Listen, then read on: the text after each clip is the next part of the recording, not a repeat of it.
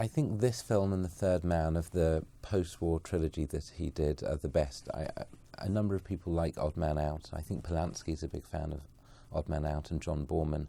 And there are some, I think Odd Man Out is terrific, but there are things that prevent me from completely falling for it.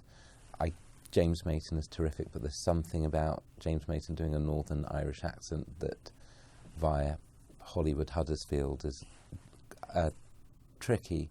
But The Fallen Idol, I think, is a precursor for the lightness of The Third Man. I think there's a lightness of touch to this film, and I think it comes from Graham Greene's writing as well. And The Odd Man Out was adapted by the novelist and R.C. Sheriff, and it has a more portentous feel. Whereas The Fallen Idol and The Third Man, despite the somewhat doom-laden quality they have, has a lightness to both of them, which I think suits him very well. And so Carol Reed's he's an interesting figure in that he's not become one of those directors that people hunt down everything that they've done. There are certain directors that happens very naturally to, and they've become canonized in a way that I feel Carol Reed hasn't. But he's clearly a master, and it's a shame that he's not remembered as well as it feels he ought to be. The Fallen Idol's based on a 1935 Graham Greene short story, The Basement Room, and it feels there are a number of differences, and I feel the film's an improvement on the story. And Graham Greene himself, I think, found this to be his favourite of the adaptations made from his work. I think partially the success of the film is that it takes quite a simple premise and expands it. The short story, I think, is only maybe 20 pages, I guess, depending on what edition you're reading it in. But it's very compact. Some of the differences are that rather than being in an old, big, rich house, this has been transported to a French embassy.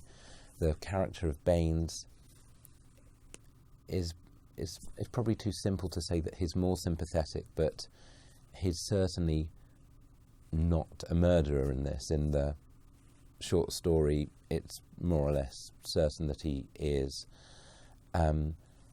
Also, you feel that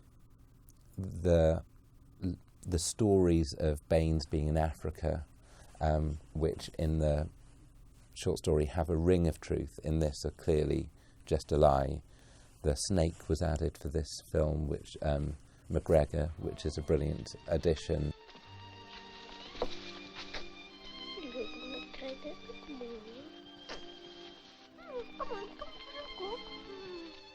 Also, just the actual fall, I think, is, hopefully people watching this have already seen the film, but where Mrs. Baines falls from is much better set up. It just feels far more economical. And in the story, there's a sense that somehow it's an encounter of a young boy with an adult world that scars him later in life. Whereas in the film, certainly if you look at the last frame as compared to the first frame is a boy behind railings as if in prison. The last frame is him on an open staircase about to go to his mother. You don't feel that this is going to have a crippling legacy on this child in the way that you get in the novella.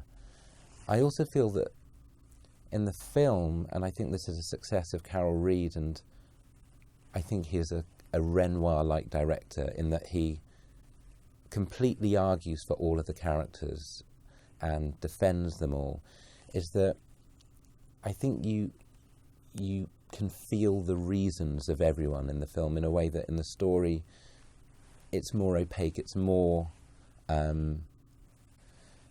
filtered through the sensibility of the boy, even though it's in the third person, whereas even Mrs. Baines, who does unconscionable things like hits the boy and is clearly somewhat even pantomime-like at the start, you really can feel her pain and what it is to have been in that relationship. And Baines himself acknowledges that I think there's even a line where he says, she is what she is because of who I am. That there's a sense of not only of the characters being responsible for how they interact with one another, but also authorially from Carol Reed's perspective, no one's sold down the river, no one's just easily dismissed as a villain. And so, I mean, for me, I feel the film is a much richer story than the original.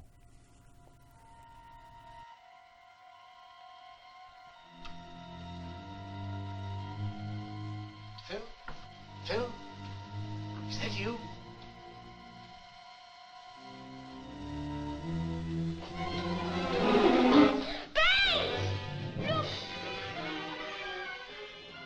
What I think is interesting about The Fallen Idol is that for a film that's portrayed as being from just a child's perspective, is how varied the perspective is throughout the film. That you see things through Bain's eyes, you see things through Julie's eyes. There's a scene later on when you see Julie realise that Baines had tried to confront Mrs. Baines but hadn't quite managed to get it out. Earlier, you saw a different perspective on that, where Baines said that he didn't quite manage to tell her about his relationship. In each scene, you're seeing it from someone else's point of view, and I think the child's point of view is the one that perhaps is most cinematically effective and most memorable. And this is why I feel he's so much like Renoir, and in some ways quite a French director, is that he's incredibly non-didactic, Carol Reed, and he really wants you to see how difficult it is for everyone. And I think he's very interested in that question as to what do we owe one another? How can you be in relationship with someone else? How can you not betray someone by the very fact that you're human, that you are fallen in some way?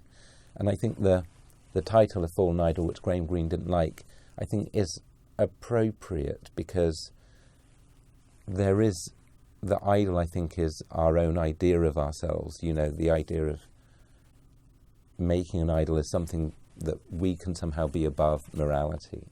So in some ways I think it is appropriate, given that it applies to everyone, not specifically Baines. From reading about it, there are stories about how it was quite a difficult shoot, and Bobby Henry, I don't think, was a professional actor, but clearly Carol Reed saw something very natural in this child, and I think there are a number of things that Carol Reed does to help you feel that it's natural.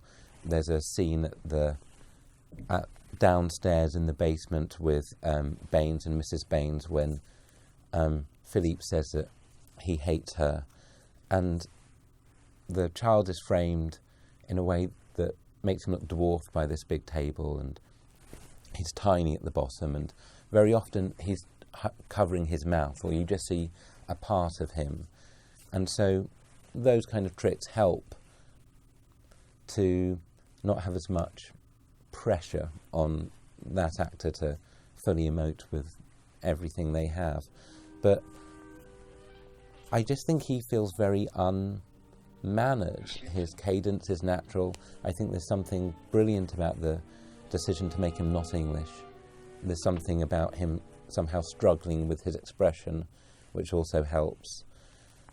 I also just feel that Carol Reed loves actors, and he has a particular gift for showing people's faces to their best light, and I think when you think of any really good director, you think of the way they shoot people's faces.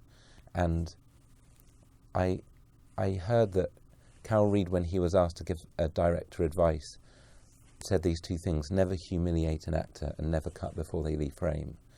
And it's interesting that his two main pieces of advice concern acting. And I think you can tell when a director likes the performers, and everyone is equally brilliant in this film.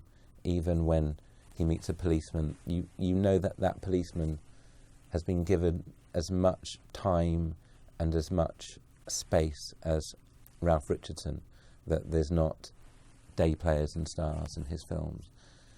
But he's always been great with child actors. The girl on the single roller skate in Odd Man Out is brilliant, and the children there are great, and in The Third Man, the boy who comes with the football is brilliant. He obviously has a gift with that, but there's something brilliantly angelic and untouched about Philippe in it, and there's something about his voice, even at the zoo when he keeps saying Baines. There's something very funny about it that I think helps its naturalness. Baines!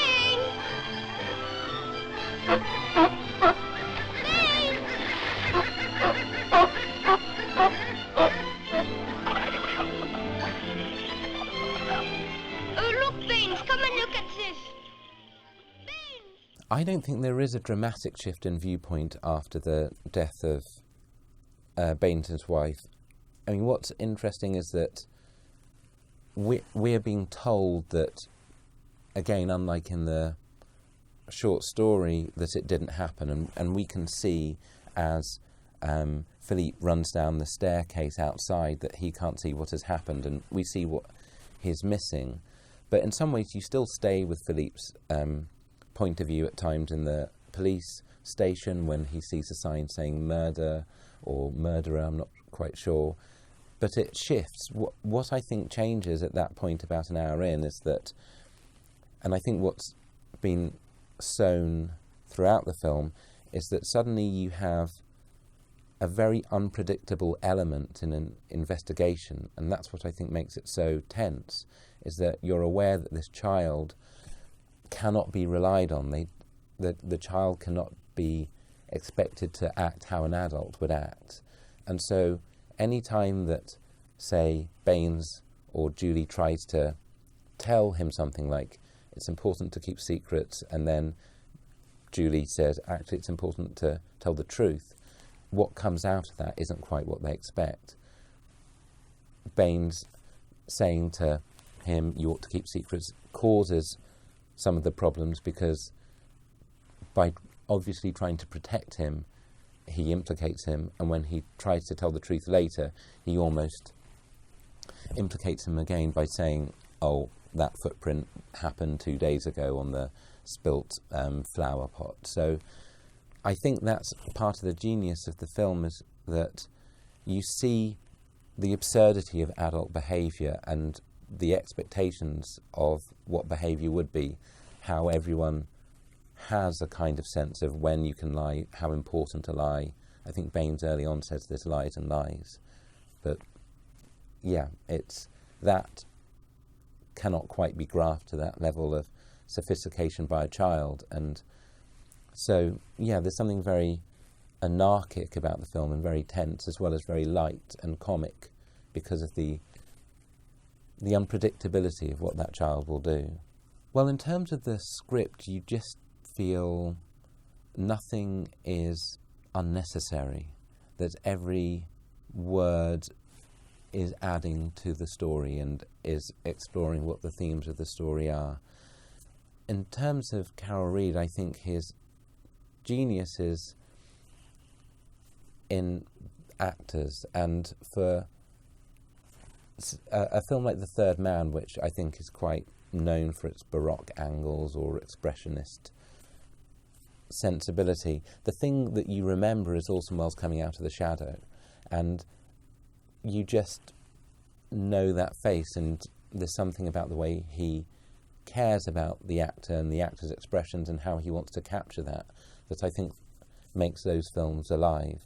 His father was the illegitimate son of a actor manager who founded Her Majesty's, and so obviously he has that sense and respect for acting and for pacing. His films are brilliantly timed out, and you can just sense that he's interested in the characters and he's not trying to make you think something at any point. You feel that he's defending each character, and I think that's really what you want from a director, someone who wants to fully explore the story and not just tell you that it's easy. You want someone who feels that they're interested in complicating and deepening a narrative rather than making it more pat.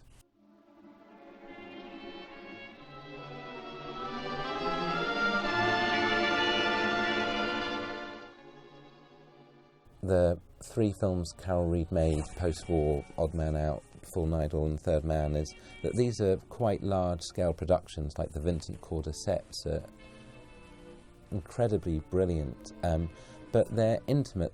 You wouldn't call them spectacle, and I feel that there's perhaps an increase in the level of spectacle in cinema and a decrease in an interest in not necessarily narrative, because that can be uninteresting as well, but a decrease in the interest in the face for conveying emotion and story and character. And you really feel with Carol Reed and with Graham Greene that they're somehow interested in the soul, and they're interested in human behaviour in a way that I don't know how much human behaviour you get to see in mainstream cinema now.